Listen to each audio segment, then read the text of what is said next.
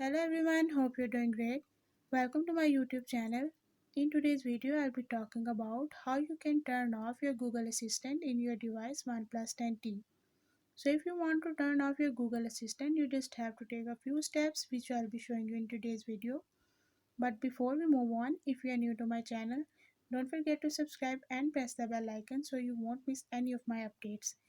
Now watch the complete video and you will learn how you can turn off your Google Assistant in your device.